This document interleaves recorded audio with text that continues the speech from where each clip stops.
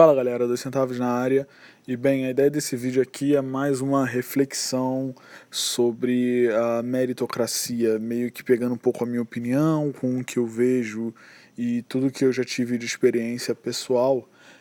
E por que eu estou fazendo isso? Porque eu sempre vejo esse tema particularmente como um tema que causa sempre bastante discussão. Então existe um grupo que é muito a favor da meritocracia e vê meritocracia em tudo, e existe uma galera que diz que a meritocracia não existe, que é só uma forma de controle e da elite manter o controle em cima da galera que tem menos oportunidades. E bem, eu tenho uma opinião que, como a maior parte das coisas, ela fica meio que no meio do caminho. E, para ser bem sincero, eu acho isso uma das coisas assim inteligentes a se fazer. É você tentar beber um pouco das duas fontes e montar a sua própria opinião sem ser muito extremo para um lado nem muito extremo para o outro. E por que eu gosto de falar sobre meritocracia? Eu acho que, em primeiro lugar, a gente vive num ambiente muito mais meritocrático do que a gente imagina. A maior parte das pessoas não se dá conta de como diversas coisas no nosso dia a dia são meritocratas. Até mesmo antes da gente começar a falar de trabalho e afins, existe toda a parte de crescimento que você tem. Você está sempre com uma certa competição com outras pessoas. E sempre que você tem uma competição, você acaba se esforçando para se desenvolver melhor. É uma coisa meio galhofa até certo ponto, mas é como nos filmes, assim, sei lá, aqueles filmes dos anos 80 e início dos anos 90, em que você sempre colocava um adversário lá para o mocinho crescer e superar o adversário. Então, em primeiro lugar, só para deixar bem claro assim, a definição de meritocracia, e eu acho que isso não é uma coisa muito difícil, mas basicamente o que a gente está falando de meritocracia, né, o que a gente considera meritocracia, é um sistema de gestão que ele é baseado pura e simplesmente no mérito. Então você tenta expurgar desse sistema diversos outros fatores, como por exemplo raça, sexo, orientação sexual, classe social, idade. Você expurga isso e você fica focado no mérito, ou seja, o cara que tem mais mérito, ele se desenvolve mais. E isso também aumenta a produtividade geral, porque a gente sabe que o ser humano ele é uma espécie competitiva por natureza, e então quando você coloca pessoas competindo, mesmo que não seja uma competição direta, eles vão estar sempre tentando buscar formas de fazer alguma coisa mais eficiente ou com uma melhor qualidade. Aí, obviamente, você pensa, porra, que legal, então esse sistema só tem vantagem. Você equaliza as pessoas, coloca todo mundo jogando na mesma regra, você tira qualquer tipo de característica que causaria algum tipo de discriminação e as pessoas estão aumentando a produtividade e quem produz mais ganha mais, digamos assim. Só que a gente sabe que não é bem assim. E aí eu queria começar meio que pontuando o dia a dia das pessoas, ou o desenvolvimento das pessoas, e como a gente tem meritocracia e ao mesmo tempo como a gente tem um fator externo ou talvez fatores que não sejam favoráveis à meritocracia. Então, começando, por exemplo, quando desde que a gente é criança, a gente entra numa sala de aula, a gente começa a ter aula todo mundo junto, e dentro daquela sala todo mundo recebe a mesma informação e as pessoas são submetidas ao mesmo teste. O que quer dizer que a pessoa que tem maior esforço, ela consegue entregar um resultado melhor. Então a pessoa que consegue, digamos, no final do ano ser o primeiro aluno da classe, ela faz isso por mérito próprio. Obviamente, aí já começam os primeiros problemas. A pessoa que está ali, de repente você tem uma criança que tem diversas facilidades em casa para estudar, e do outro lado você tem uma criança que não tem nenhuma dessas facilidades. E isso numa sala de aula. Quando a gente extrapola esse exemplo para o país, a gente pode criar escolas que tenham crianças com muito mais possibilidades, que conseguem estudar muito melhor, que recebem uma informação melhor, e você tem crianças que não têm essas vantagens. Quando você cresce um pouco mais e você vai, por exemplo, para a faculdade, é algo bem similar.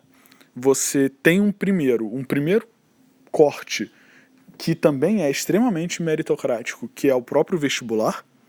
Então, obviamente, os alunos que vão melhor no vestibular, eles conseguem passar para a faculdade que eles querem. E se você está falando de faculdade particular, por exemplo, os alunos que vão melhor conseguem bolsa. Então você tem um prêmio para o cara que vai melhor. E você cria esse ambiente de competição. Novamente, tem uma diferença brutal entre as pessoas que conseguiram, digamos, no estágio anterior, ter um desenvolvimento educacional muito melhor do que crianças que não tiveram esse desenvolvimento. Existe uma forma que é adotada no Brasil para tentar equilibrar isso, que é a questão das cotas. Eu acho que é um tema bem espinhoso, mas assim, em suma, eu acho que as cotas eles são uma coisa favorável a curto prazo, mas que não deveria ser levado para longo prazo.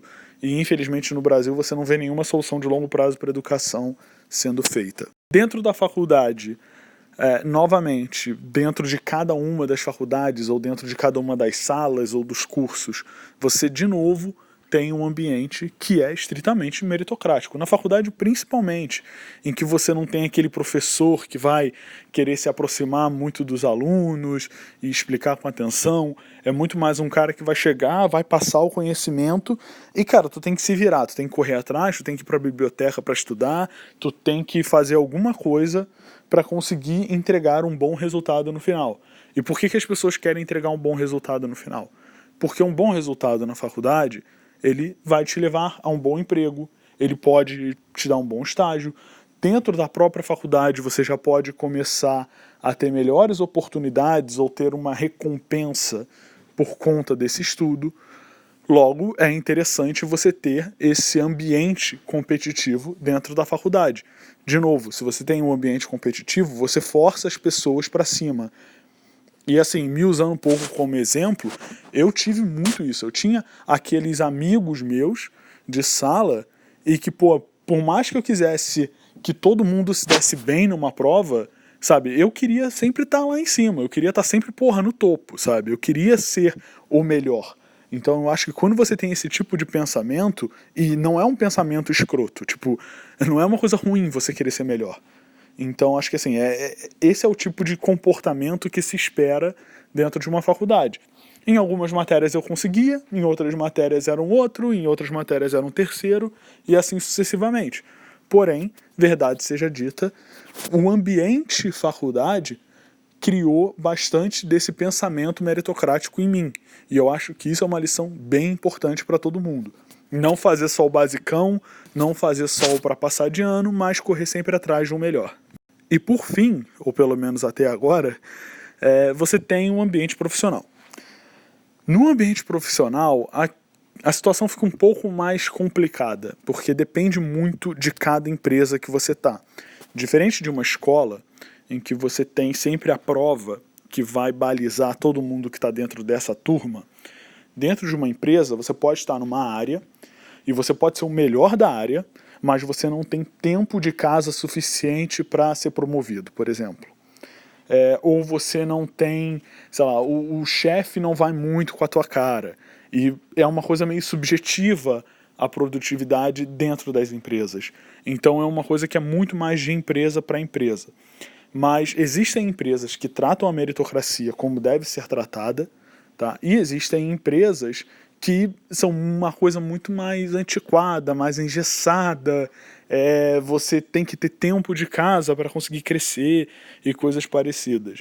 Eu já trabalhei nos dois tipos de empresa e, cara, a empresa que você tem meritocracia é muito melhor. Tipo assim, não tem comparação. E antes que eu esqueça, tem mais uma coisa bem interessante. Concurso público, ou seja, governo, ele também é meritocrático. O cara que vai passar no concurso é o cara que tem a melhor nota. E aí, de novo, você bota todo mundo no mesmo saco, entendeu? Fica todo mundo na mesma situação.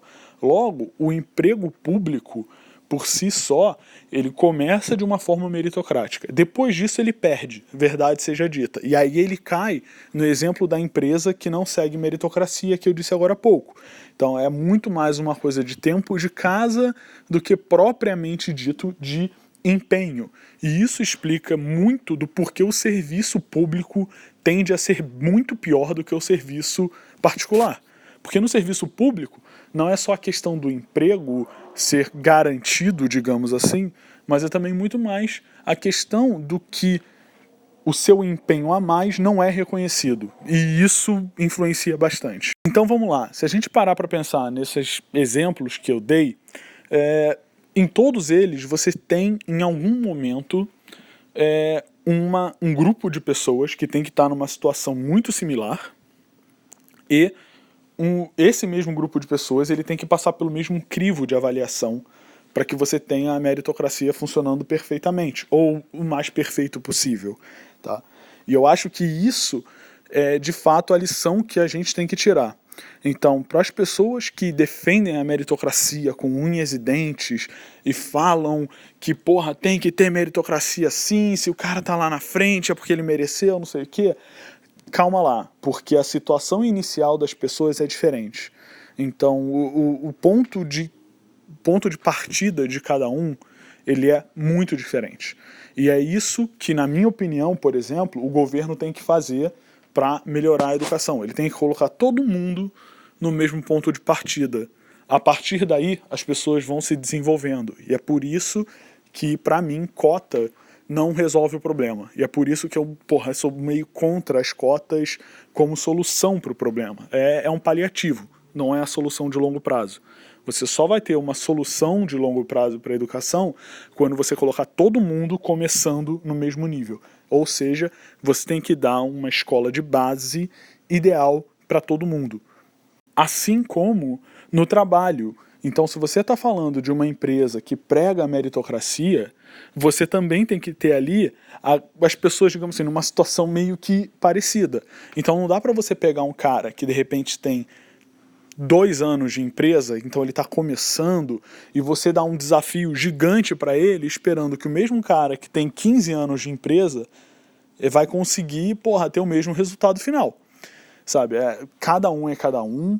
De repente o cara que tem 2 anos de empresa, ele consegue, mandar muito bem e até, ser melhor do que o cara que tem 15 anos de empresa.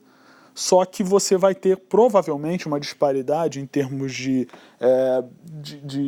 senioridade, em termos de como passa a informação, de como lidar com outras pessoas, que é normal e que você vai aprendendo na vida.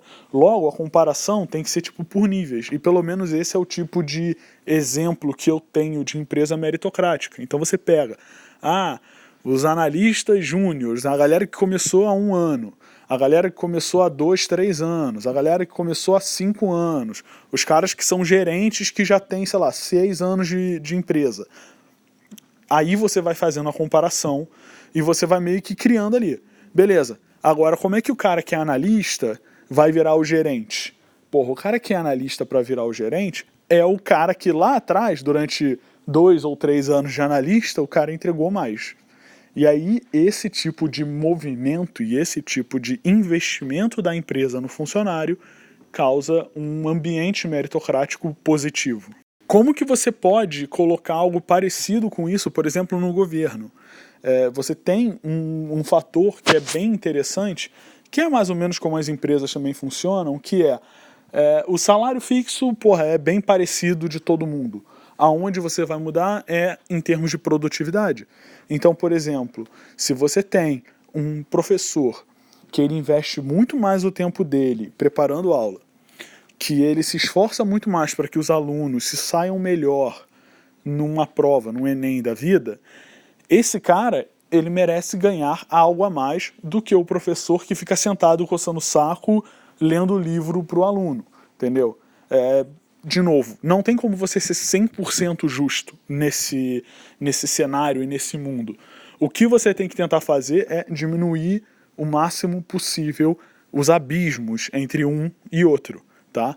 E aí, por exemplo, esse caso que eu dei do professor como exemplo, é bem simples, sabe? Se você chegar pro professor que está coçando o saco, falando, olha só, tu tá ganhando aqui o teu salário, X, e você pode ganhar, sei lá, mais 2 ou 3 salários de bônus se a sua turma se sair melhor nas provas. Então, porra, vale a pena o cara, de repente, investir um pouco mais do tempo e do esforço nele, desenvolvendo a própria turma. A mesma coisa você pode fazer para diversos outros setores do governo. E como último ponto aqui, antes de terminar, porque o vídeo já está ficando bem longo e era para ser uma coisa bem rápida, existe um tipo de, digamos assim, discrepância que eu acho que de certa forma é válida e que é muito difícil você tirar de todo esse sistema que a gente vive hoje em dia. E aí é mais ou menos onde a galera que critica a meritocracia entra, e é aí que eu não gosto muito dos argumentos. O que acontece? Por vezes, as pessoas, algumas pessoas, um grupo pequeno de pessoas, tem uma vantagem, porque a família tem muita grana e consegue, sei lá, mandar o cara para estudar fora, consegue pagar professor particular, não sei o quê. Então você vai estar sempre tendo um pouco mais de insumos, digamos assim, durante a sua infância e a sua juventude, para que você lá na frente consiga um emprego melhor, consiga entrar numa empresa que pague mais e coisas parecidas. E aí, você pode falar, porra, mas é injusto porque de repente o cara não se esforçou tanto e tal. Mas quem se esforçou antes dele foram os pais. Então também você não pode desprezar completamente a questão de esforço e de mérito que os pais dessas crianças tiveram ao ponto de conseguir bancar essa situação para os filhos. E é um investimento, de fato é um investimento, sabe? Educação é investimento pura e simplesmente. Então você tem que ter um pouco desse feeling de que, porra, beleza, casos assim vão acontecer. Esses casos assim eles não deveriam ser a regra, eles deveriam ser a exceção. E de novo, o trabalho do governo, na minha opinião, principalmente quando a gente está falando de educação, é ser focado para diminuir esse gap. Tá? A forma que ele vai fazer isso, existem várias, mas eu acho que é interessante. Você pensar em diversos, tá, tipo, melhoria de escola pública ou bolsa para alunos irem para a escola particular, coisas desse tipo, sabe? Como o próprio ProUni, por exemplo, que você tem. De novo, são fatores ou são mecanismos que você consegue diminuir o gap entre o cara que já tem mais condição e a criança que não tem condição. Então, galera, a ideia era esse mesmo, era só fazer uma reflexão bem rápida. De novo, eu não tô do lado da galera que fala que o mundo é meritocrático, pura e simplesmente quem não chegou lá é porque falta esforço, porque eu acho que não é isso. Mas eu também não acho que o mundo é a coisa mais injusta do mundo e tudo que acontece no mundo é culpa da elite ou culpa do riquinho ou culpa de não sei quem, sabe? Eu acho que as pessoas também têm que assumir um pouco da responsabilidade e falar, olha, simplesmente eu posso não ter me esforçado tanto, porque a gente tem exemplo dos dois lados de pessoas que conseguem chegar lá independente da situação inicial. Porém, eu 2 centavos, acho que no final de tudo, o trabalho do governo é diminuir essa diferença. É tentar deixar todo mundo num ponto inicial em comum e deixar as pessoas se desenvolverem a partir daí. Tá? E isso funciona até mesmo antes de uma faculdade. Tá? Você pode ter escolas técnicas e coisas parecidas que o aluno tem que ter nota e coisas assim. Isso aí, galera. A ideia realmente era só fazer essa reflexão aqui. E, bem, vou ouvir aí opiniões. Falou. Um abraço, até a próxima.